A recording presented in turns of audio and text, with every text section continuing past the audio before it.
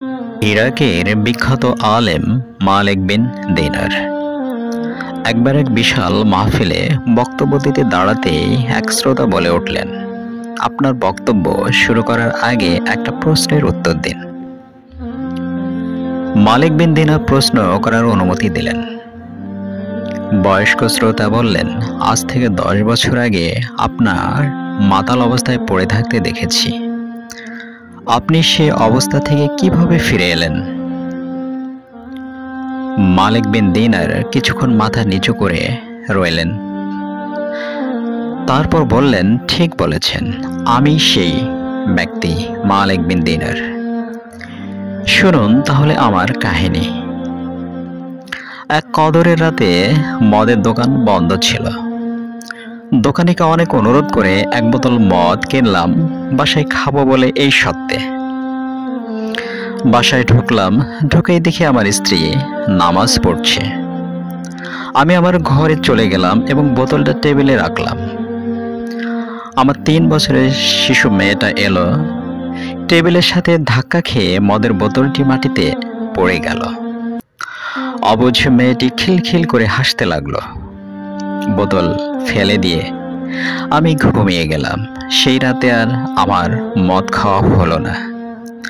পরের বছর আবার লাইলাতুল কদর এলো। আমি আবার আগের মতো মদ নিয়ে বাড়ি ফিরে এলাম, বোতলটা টেবিলে রাখলাম। হঠাৎ বোতলটার দিকে তাকাতেই কান্নায় বুকটা আমার ফেটে গেল। 3 মাস হলো আমার শিশু মেয়েটি মারা গেছে। বোতলটা বাইরে ফেলে দিয়ে ঘুমিয়ে পড়লাম। স্বপ্নে দেখছি একটা বিরাট সাপ আমাকে তাড়া করছে। এত বড় সাপ আমি আমার জীবনেও দেখিনি। আমি ভয়ে দৌড়াচ্ছি। এমন এক সময় এক দুর্বল বৃদ্ধকে দেখলাম। দুর্বল বৃদ্ধ বলল, আমি খুবই দুর্বল এবং ক্ষুধার্ত, এই সাপের সাথে আমি পারবো না। তুমি এই পাহাড়ের ডানে উঠে যাও। পাহাড়ে গিয়ে দেখি দাউ দাউ করে আগুন জ্বলছে আর পিছনে এগিয়ে আসছে বড় সাপ। বৃদ্ধের কথা মতো ডানে ছুটলাম। দেখলাম সুন্দর একটা বাগান। বাগানে বাচ্চারা খেলা করছে। গেটে দারোয়ান বলল, বাচ্চারা দেখছো এই লোকটিকে? একে হয়তো সাপটা খেয়ে ফেলবে, নয়তো আগুনে ফেলে দেবে। দারোয়ানের কথায় বাচ্চারা ছুটে এলো।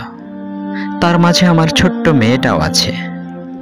মেয়েটা আমার ডান হাত জড়িয়ে ধরে বাম হাতে থাপ্পড় দিয়ে সাপটিকে দূরে ফেলে দিল। অমনিতেই সাপ চলে গেল।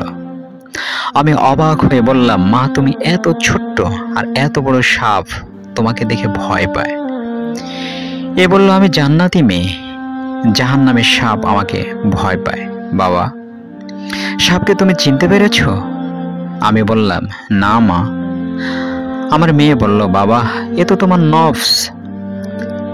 নফসকে তুমি এত বেশি খাবার দিয়েছ, সে যে আজ এত বড় এবং শক্তিশালী হয়েছে।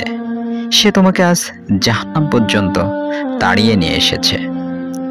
মেয়েকে বললাম, পথে এক দুর্বল বৃদ্ধ তোমাকে এখানে আসার পথ দেখিয়ে দিয়েছে। মেয়ে বলল, তাকেও চেনোনি? সে তোমার রূহ। তাকে তো কোনো দিনও খেতে দাওনি। সে না খেয়ে এতই দুর্বল হয়ে পড়েছে যে কোনো রকম বেঁচে আছে। আমার ঘুম ভেঙে গেল। সেদিন থেকে আমি আর রূহকে খাদ্য দিয়ে যাচ্ছি, আর নফসের খাদ্য একেবারে বন্ধ করে দিয়েছি। চোখ বন্ধ করলে সে ভয়ের রূপটি দেখতে পাই, আর দেখি রূহকে। কত দুর্বল, হাঁটতে পারে না। ঝরঝর করে কেঁদে ফেললেন মালিক বিন দিনার। তাই আসুন নিজের নফসকে হেফাজত করি, হয়তো চিরস্থায়ী হবে জাহান্নাম। মহান আল্লাহ আমাদের সবাইকে এ কথা বোঝার তৌফিক দান করুন।